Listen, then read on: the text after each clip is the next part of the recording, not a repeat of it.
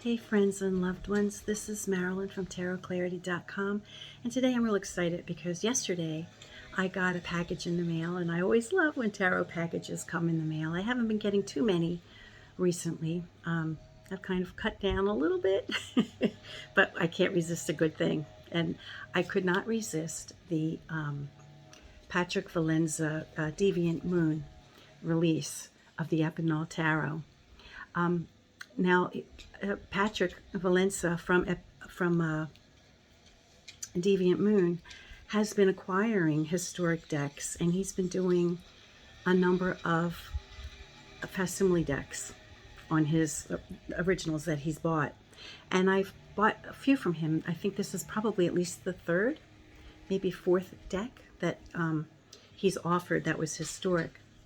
So I do want to mention again, as I do with all the videos I do with for Deviant Moon, if you're looking for historic tarot decks, that's a good source too. Now, the deck I'm talking about is the Epinal Tarot. Here's the front of the deck. It's still got the plastic on it. Here's the front with the Fool. And it states that it was originally published by Pellerin. And the back of the deck has the World card. Now, I know other people are probably doing videos of this new release, which Patrick calls the Epinal Tarot Revived in his way. It's from 1860. But I do happen to have the original, not the original, but the Grimaud deck that came out, I think, in 1979. And as far as I know, up until this time, the Grimaud was the only copy of the Epinal deck that one could get their hands on, at least by a mass-produced deck. Now, you notice that this box is in sorry condition. And I can say with authority that that's not me. None of my decks look like that. This is one of the few decks that I bought secondhand. And when I bought this, I guess I've had it about 10 years, maybe a little less, maybe 8 years, something like that. And when I bought this deck, it was getting hard to get. You know, it hadn't been in publication for a long time, I don't think. And I wanted the Grimaud deck. So when I found that somebody was selling it for not too much money, I jumped at the chance. So you can see that the box has been taped for probably 30 or 40 years worth of tape on this. And the book that came with it is not intact, but all the pages are there. And then the deck, of course, was fine. There was nothing wrong with the deck whatsoever. And so I'm going to compare the Grimaud version from 1979 to the Deviant Moon facsimile deck to see how different they are. If you have one, maybe you don't need the other, or if you have one, maybe you do want the other. Now, I'm going to flip the camera, and like how I am, I'm going to give us a little bit of a history lesson and show us where, or not history, but geography, I guess, to show us where Epinal, France is in relation to other countries that border it. Because sometimes if you understand the location of a place, you can understand the symbolism on the cards or the flavor of the cards. So give me a second to redirect the camera.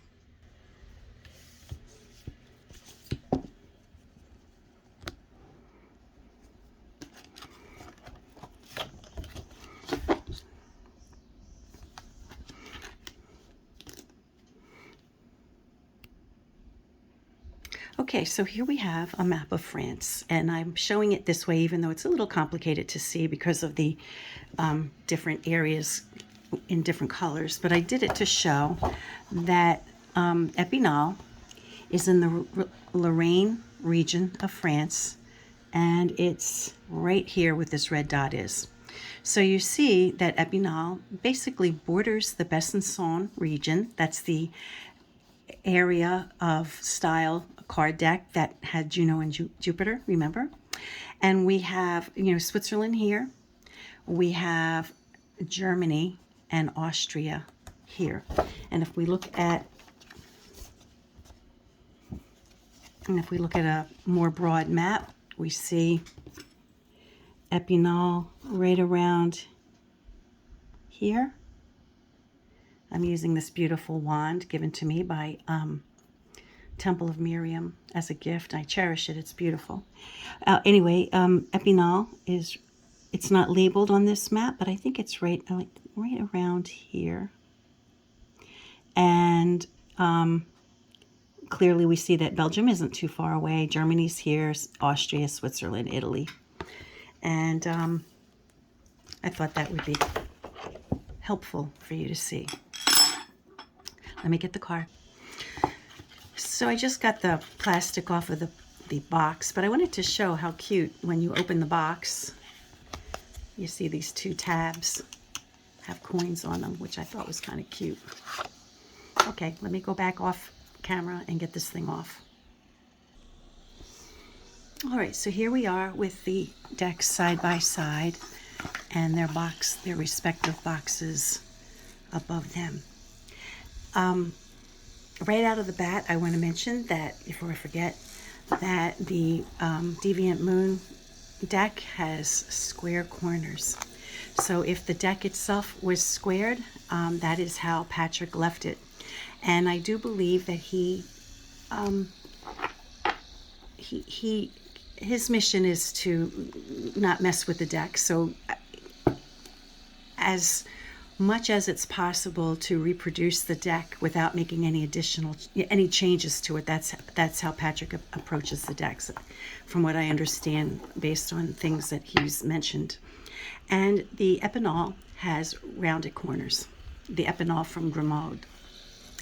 Now, the only two cards from Grimaud that I had, and that doesn't mean that they're the only cards that came, in addition to the booklet, is just a little card that tells us that the deck itself began to be printed around 1830 by printers named Pellerin, who were already known in France since 1796, and a little bit of information. And then a consultant card, perhaps a card to be used in place of the significator or the individual who's requesting the reading.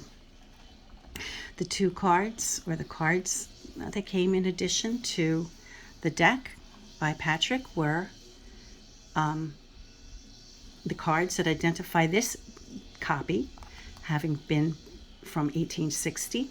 Now remember that the Epinal was printed since 1830, so this deck had been in production for a while before this version was printed. The date by Francois Georgine,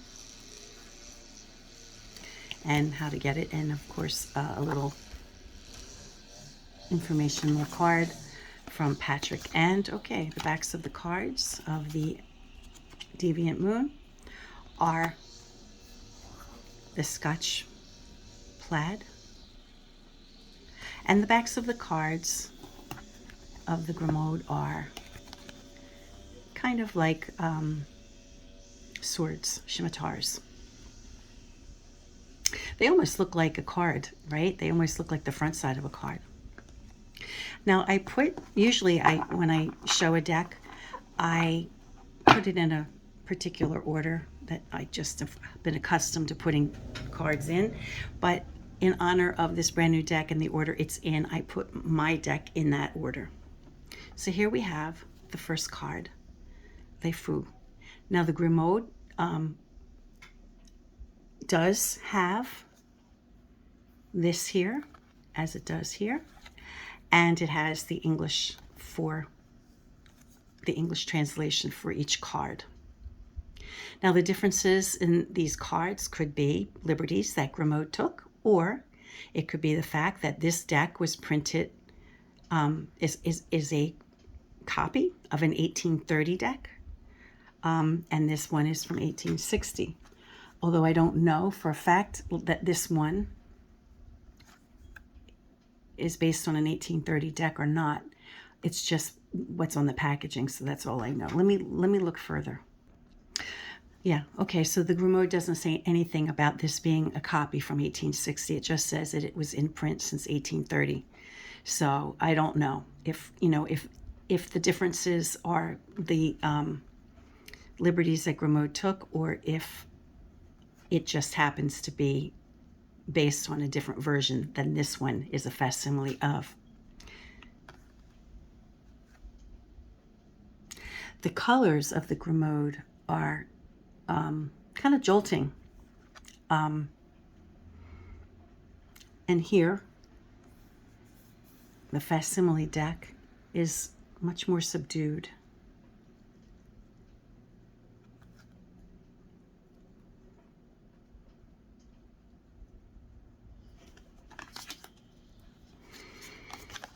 Big difference there in the color of the table.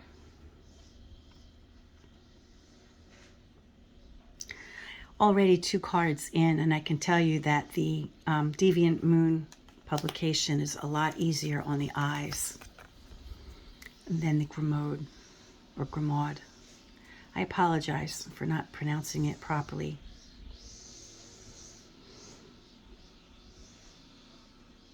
Yeah, the yellow is just, oof, in this one. It's much more subdued here. The size, let's see.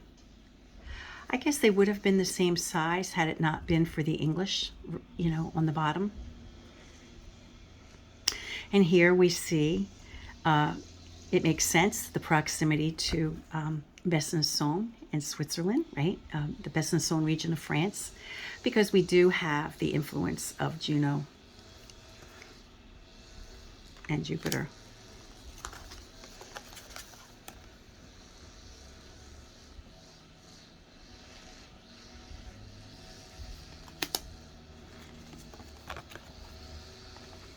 And again, I apologize for the outside sounds, but it's such a pretty day, and I'm happy to have my windows open, but I'm not happy about all the noise. Now here the Emperor has blue leggings, and you don't see that in the more facsimile deck. And here's Jupiter. I tried to read up a little bit on Epinal in France and to know a little bit about it. The geographic highlights are that a river runs through it.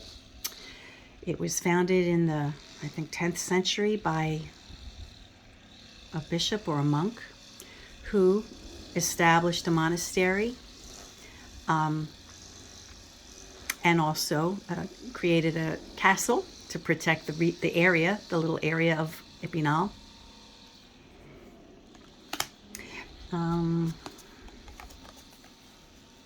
I think the original name of the area or the city or the town was called Spinal, and to this day the inhabitants are called Spinalians. Somewhere around, I think, the 1600s, the town began to flourish in the textile and paper enterprises.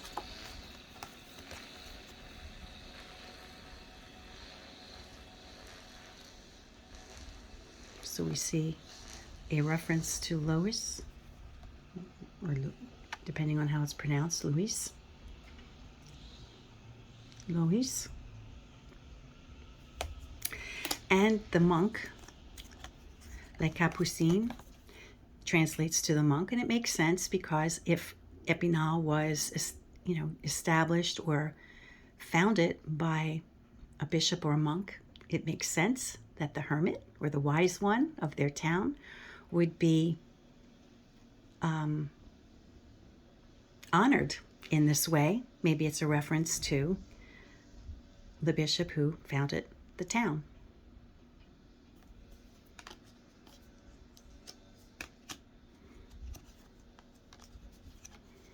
Okay, so I screwed up here.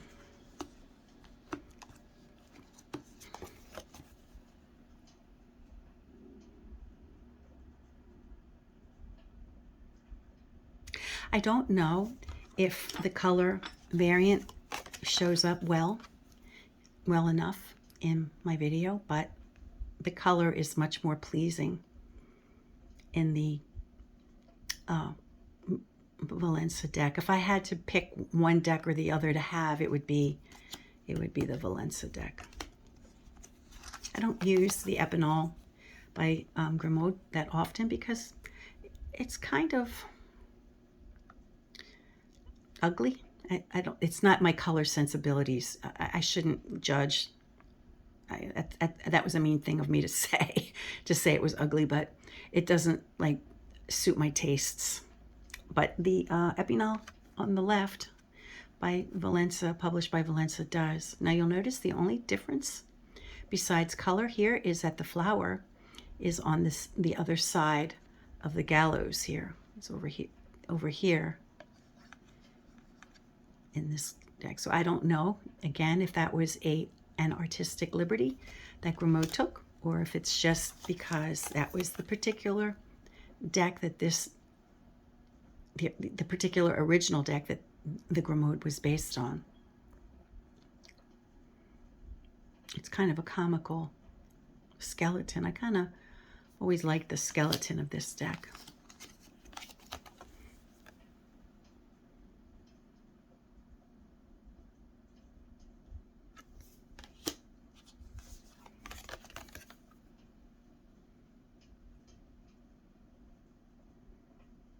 Now, I am sure that the English words on the Grimaud were just added by Grimaud and that it didn't appear on whatever version of the deck they had.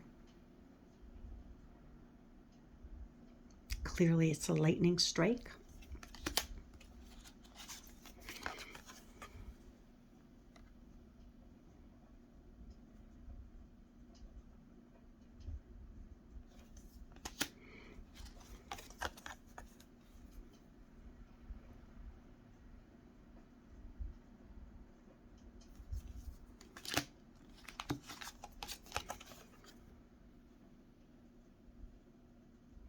And the hand gestures of the fellow in the blue are a little different in each deck.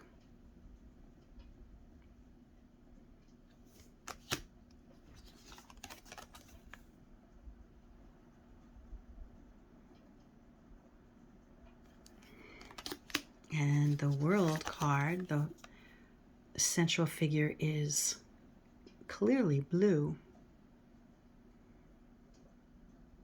in the Grimaud.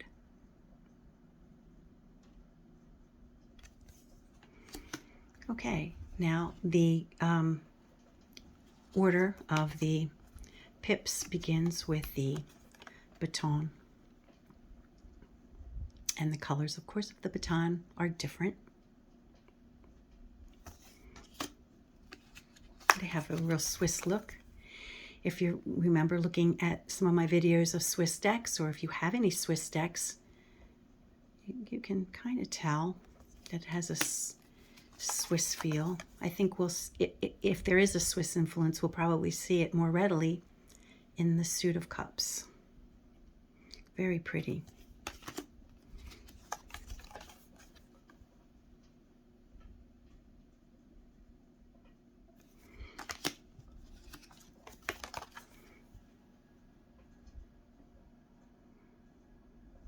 I don't know if the backs are in keeping with the original backs, so I don't know if Patrick Valenza deviated on that. Maybe they were just plain, maybe they were just like a beige color, because neither of the decks appears to have a historic back. So it's possible that they both just, both publishers just made a decision to give it a particular back.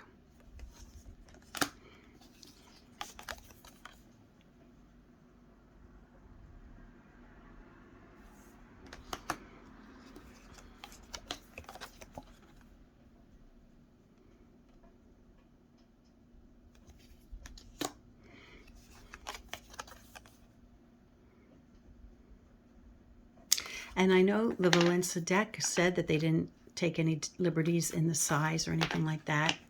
And since the Grimaud is essentially the same size with in the trump cards, it only looked like the difference was in the having the English on the bottom. But in order to, I guess, adjust for that in the pip suit, I guess they did elongate the card a little bit.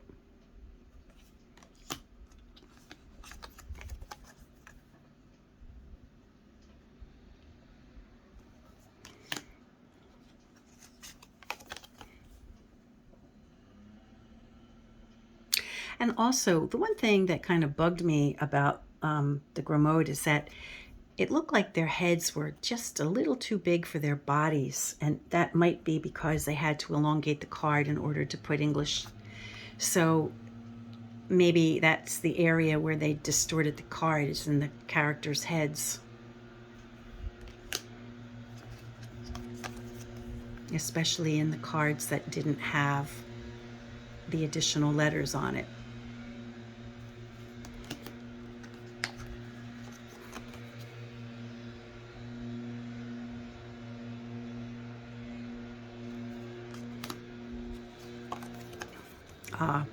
Did you catch a glimpse of that Ace of Cups? Totally Swiss influenced.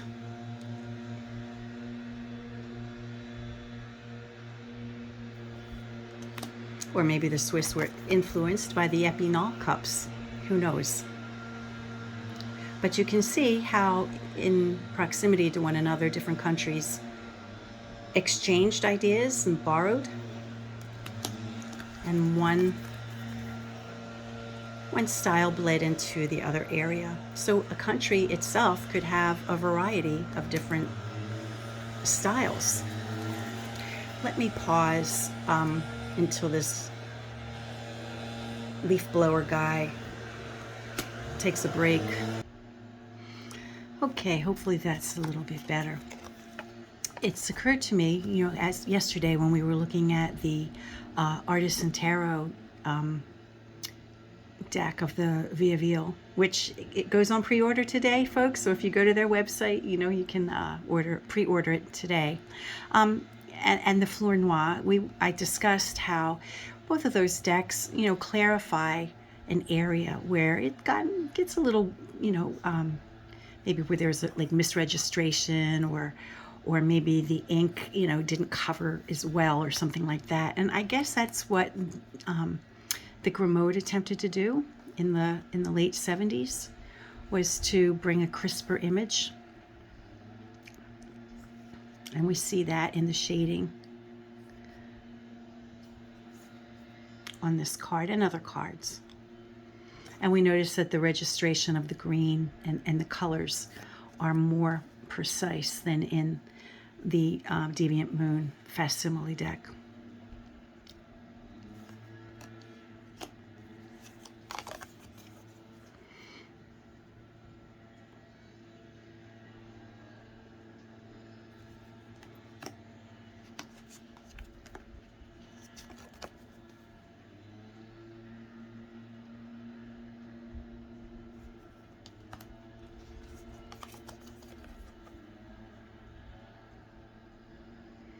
That's a very luscious Eight of Cups, isn't it?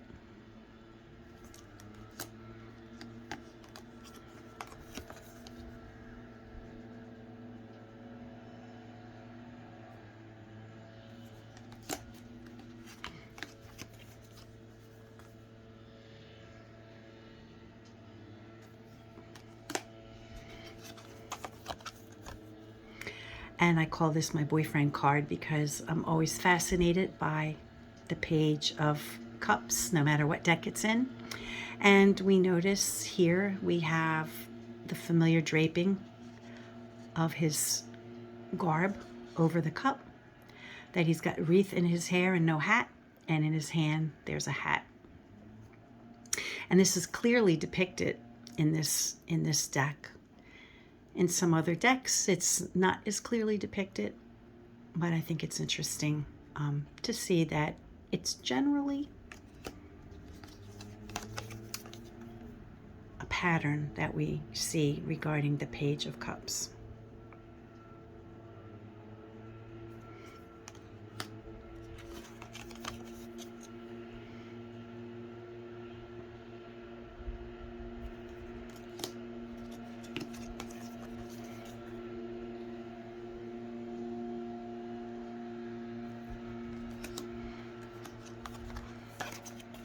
And we see a Germanic influence of acorns. You know, if you have seen historic Germanic playing cards, one of the suits is the suit of acorns, right? So we see that it kind of lends itself here.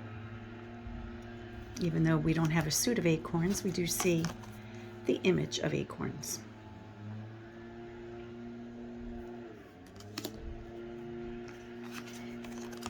So I do think that the Deviant Moon publication really does the deck justice, and it makes me like the deck more than I liked it based on my knowledge of it from the Grimaud.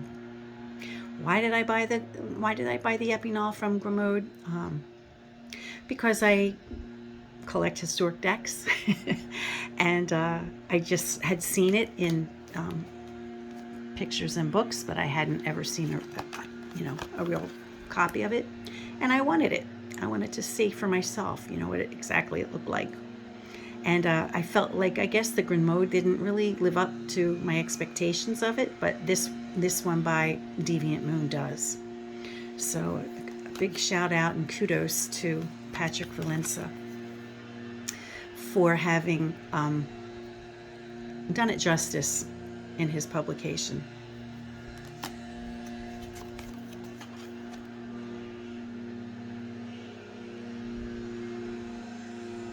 And when I was commenting on, you know, clearing up the area, I mean, clearly Grimaud did that. They didn't put the sword piercing behind, because I guess that, you know, the decision to make it all blue would make it too confusing, so they didn't do that. And it wasn't done here with the original either. But the area in the original, as with some of the older decks that we saw in the Via yesterday, case in point, you know, where the area is just kind of blued in to cover all the swords without delineating it. So, you know, this is an area where Grimaud clarified that area. And since this deck, came upright, I'm trusting that the intent was for the swords to be upright. And let me pause again.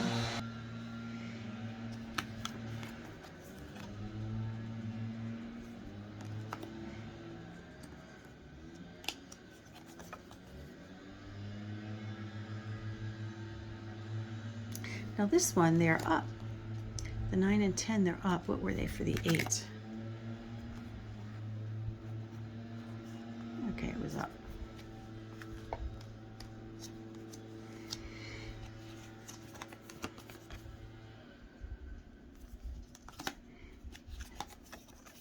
And I believe we're getting to the last suit soon, the suit of coin.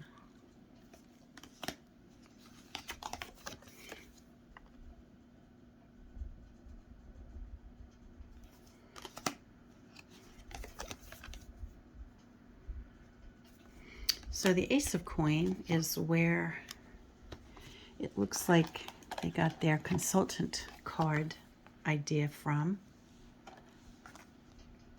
in the Grimaud deck.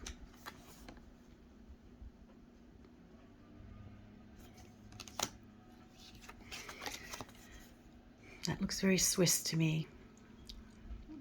When I was in Switzerland a million years ago, it just seemed like that was the kind of design patterns that we saw in the buildings.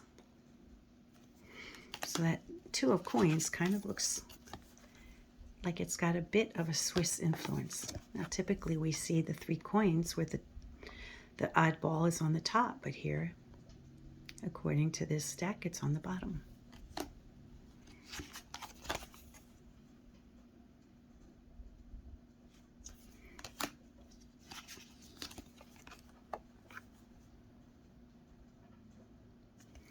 So I would say if you don't have the Grimaud deck and you always wanted the Epinal, I wouldn't feel too bad about it.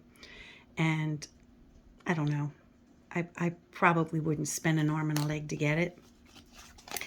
But if you'd like a copy of the Epinal, I think that you would probably really like the Deviant Moon publication. Despite the Grimaud having more precise, registration of color, it's not all that wonky in the facsimile deck, and the color palette is, I think, much more appealing to my eye than the Grimaud. You may not feel that way.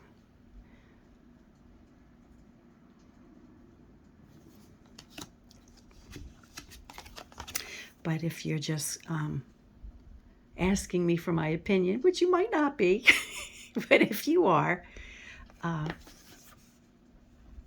think that the Valenza deck is the one to go for while it's available and it's not terribly priced. I got it on pre-order for $38, I think. I don't know what it costs now. But,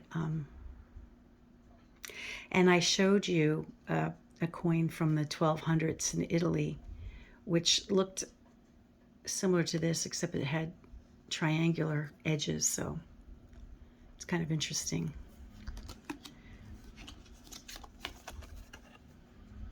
And this video is a little longer than I anticipated. I do appreciate those of you who hang out with me until the very end.